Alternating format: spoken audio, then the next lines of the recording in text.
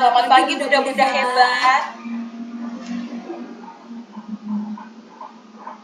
Hari ini kita akan mendengarkan presentasi dari Bunda Asih.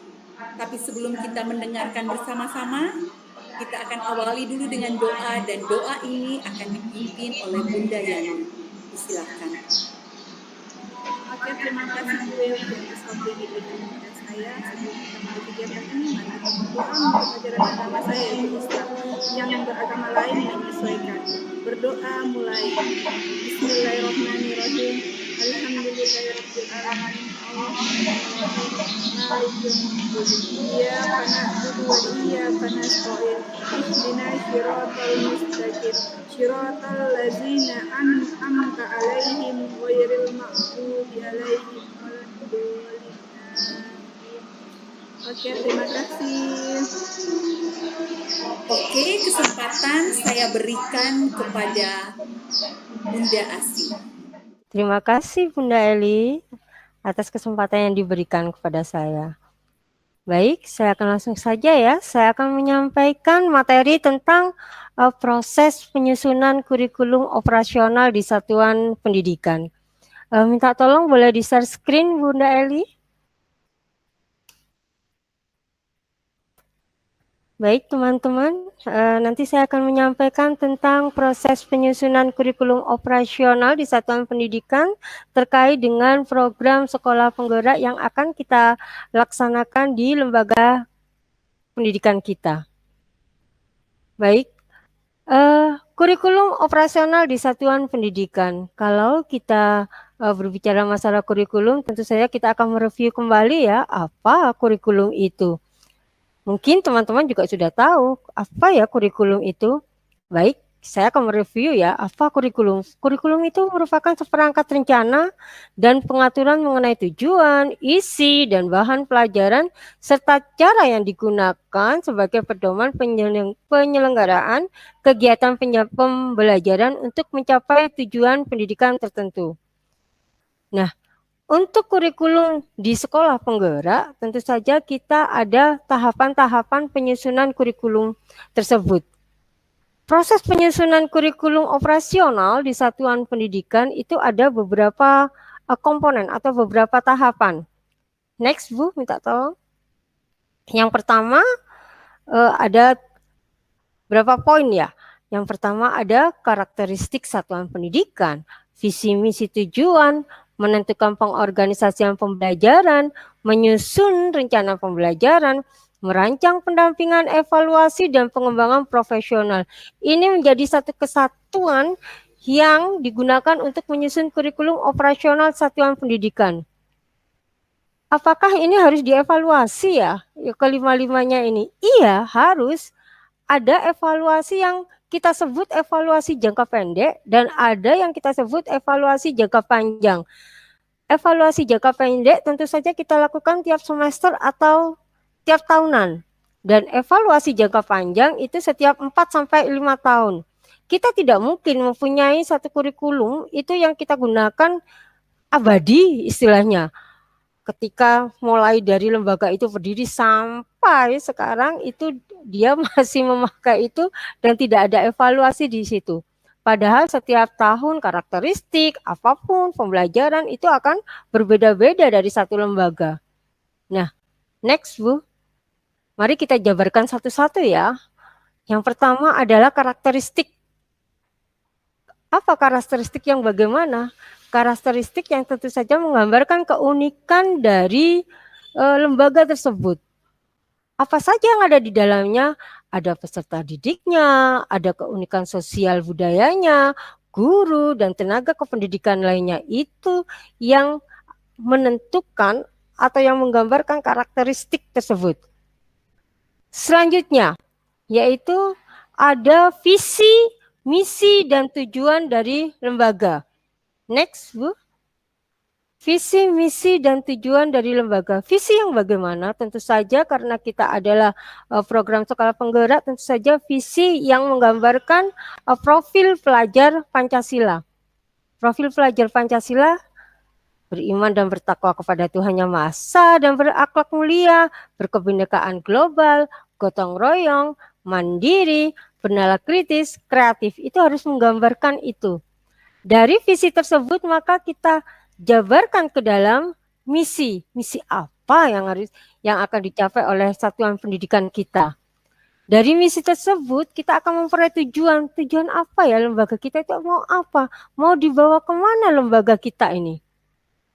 Oke, next. Visi dan misi dan tujuan pendidikan sudah. Selanjutnya kita akan menentukan pengorganisasian pembelajaran. Pengorganisasian pembelajaran ada intrakurikuler, proyek penguatan profil pelajar Pancasila, dan ekstrakurikuler. Mengelola pembelajaran untuk menuju atau untuk mendukung pencapaian pembelajaran. Kalau di PAUD, di pendidikan anak usia dini, tentu saja berupa kegiatan-kegiatan. Kemarin kita sharing sama teman yang lain bahwa ketika Bu, tempat saya itu di ekstrakurikuler ada loh muatan lokal tersendiri. Oh silakan, karena pengawasnya minta seperti itu. Tetapi ketika kita membuat kurikulum operasional untuk sekolah-sekolah penggerak itu bisa dimasukkan ke dalam pengorganisasian pembelajaran. Karena apa? Di program sekolah penggerak itu kita mempunyai goal yang akan kita raih. Apa ya? Memerdekakan peserta didik untuk melakukan kegiatan, membangun potensi mereka, membangun kemandirian mereka.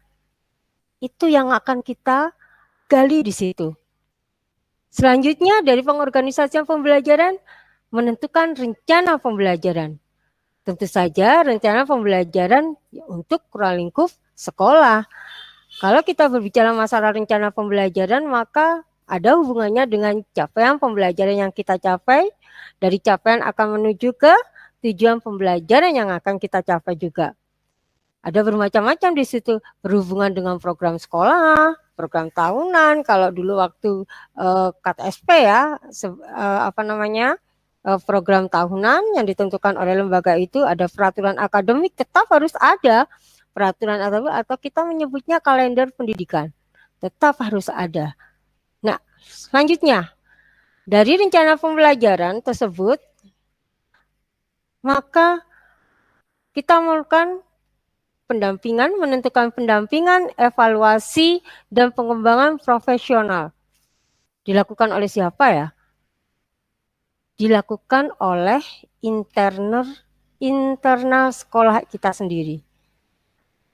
Dengan tahapan apa? Sesuaikan dengan kemampuan pendidik yang ada di satuan pendidikan.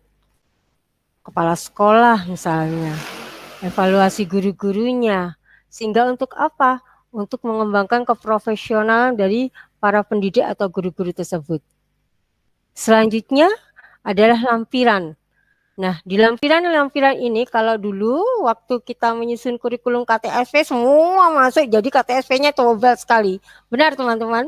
KTSP-nya kalau nggak tebal kok nggak asik katanya ya. Nah, di situ kalau di kurikulum operasional ini kita masukkan untuk lampiran ada contoh-contoh rencana pembelajaran, contoh-contoh penguatan profil pelajar Pancasila, dan referensi landasan hukum dan atau landasan lain yang kontekstual dengan karakteristik sekolah. Sebetulnya nyaris sama, hampir sama, tetapi di dalam kurikulum operasional ini mungkin lebih simple, lebih efektif dibuatnya, lebih sederhana. Karena kalau di kurikulum yang dulu itu kita pecah-pecah, ada dokumen 1, dokumen 2, dokumen 3, tebal halamannya setebal sampai 100 halaman, 200 halaman, sangat tebal sekali. Tetapi di sini di program sekolah penggerak ini kita tidak diribetkan oleh administrasi yang begitu tebal-tebal, tidak. Karena tujuan kita adalah apa?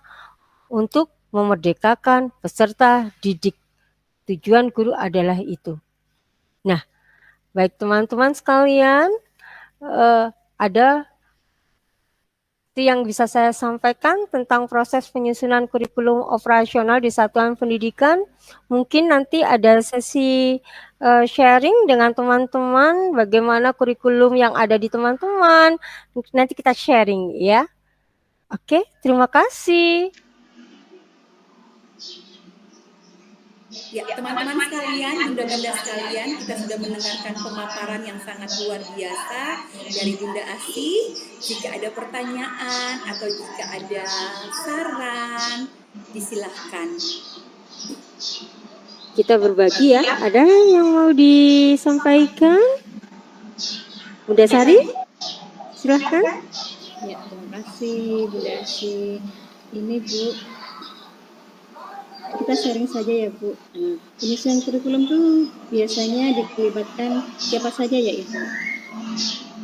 Oh ya, kalau penyusunan, terima kasih Bunda.